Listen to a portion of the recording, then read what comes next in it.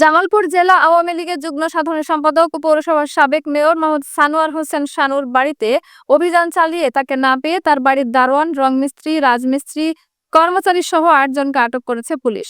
সোমবার রাতে পৌরসভার পাথালিয়া এলাকায় সাবেক পৌর মেয়র সানোয়ার হোসেন শানুর বাড়িতে এ অভিযান পরিচালনা করা হয়। আটককৃতরা হলো বাড়ির দারোয়ান আব্দুল মজিদ, বিজয়, রংমিস্ত্রি মাহমুদুর রহমান, রাজমিস্ত্রি মোহাম্মদ শামীম, ইটভাটার কর্মচারী হেলাল উদ্দিন, আত্মীয় রাশিদুল ইসলাম, আকরাম হোসেন, আব্দুল মান্নান। আটককৃতদের স্বজনরা জানায় তাদের আটক করা হয়েছে, তারা কেউ আওয়ামী লীগের রাজনীতির সাথে জড়িত নয়। নিরীহ এসব ব্যক্তি সাবেক মেয়র মোহাম্মদ সানোয়ার হোসেন শানুর বাড়িতে ও ব্যবসা প্রতিষ্ঠানের কর্মচারী।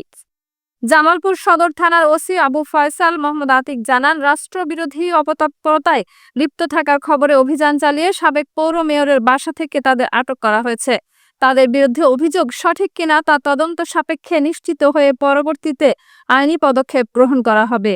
গতকাল রাতে সাবেক মেয়র সানোয়ার হোসেন শানুর বাড়িতে অজ্ঞাত সংখ্যক কিছু লোক জমায়েত হয়ে রাষ্ট্রবিরোধী তৎপরতায় লিপ্ত আছে মর্মে আমরা ৮ জন ব্যক্তিকে অভিযান চালিয়ে ৮ জন ব্যক্তিকে গ্রেপ্তার করে থানায় নিয়ে আসি এবং তাদের ব্যাপারে তদন্ত সাপেক্ষে সেটা জুলাই আগস্টের ঘটনায় জড়িত কিনা বা রাষ্ট্রবিরোধী কোনো তৎপরতা জড়িত কিনা সেটা তদন্ত সাপেক্ষে নিশ্চিত হয়ে যথাযথ আইনি প্রক্রিয়ার মাধ্যমে আদালতে সুপারিশ করা হবে।